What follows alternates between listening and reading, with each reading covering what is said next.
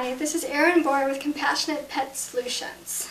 I'm going to talk about how to get your cat to stop play biting. The most important thing to remember is there are lots of reasons why cats will bite. Sometimes they bite because they're scared, sometimes because they're annoyed, and sometimes because they're just playing.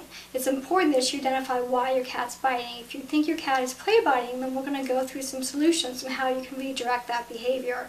However, if you think your cat's biting for any other reasons, it's extremely important that you have someone who's knowledgeable about cat behavior come out to your house and find out why your cat's biting. Because there are lots of ways to deter biting, and some reasons I can use for the play biting can be ineffective or actually made worse for other types of aggression. So basically what we're going to talk about is the reason why cats play bite. The main reason they play bite is because they basically have a lot of energy. It's very natural for cats to bite. They like to bite things, they like to thump them, they like to pretend like they're attacking things. It's very natural for cats to do that, and if they don't have the proper access to things that are acceptable, sometimes they'll turn that behavior on humans instead.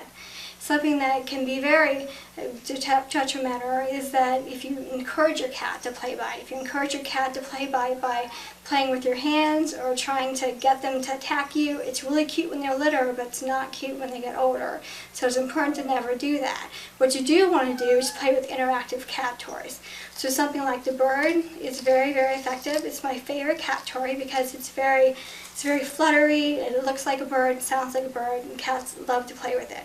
They can practice attacking, biting the feather all they want, and that helps get out some of that energy. Sometimes you can use toys or stuffed animals to pretend like you're attacking the cat with a stuffed animal.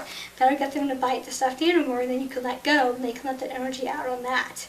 Even there are mouses that you can throw around that can also be effective in getting their energy out. It's important to spend at least 15 minutes with your cat twice a day, ideally on a routine schedule to help them get that kind of energy out.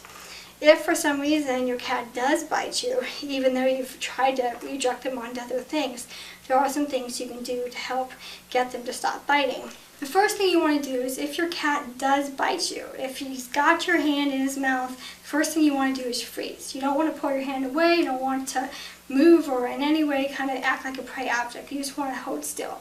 Oftentimes just holding still will give your cat enough time to think, hey, this is boring, and they'll let you go.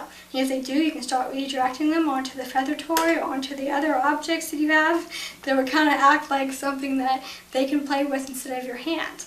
If that doesn't work, then you can try making a loud noise. Making a loud noise like a squeal, it's basically imitating how a cat would be if another cat was biting it.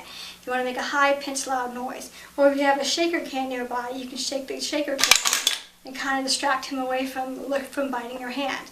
Once he's released, again, you want to redirect onto the appropriate outlets.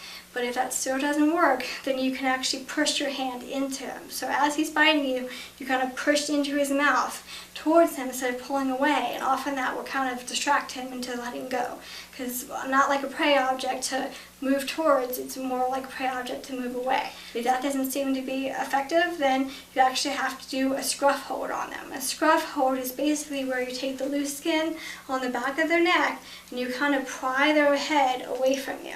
This can often irritate cats and make them angry, but often they'll let go. So once you've got him scruffed and away from you, you pick him up and put him on the floor.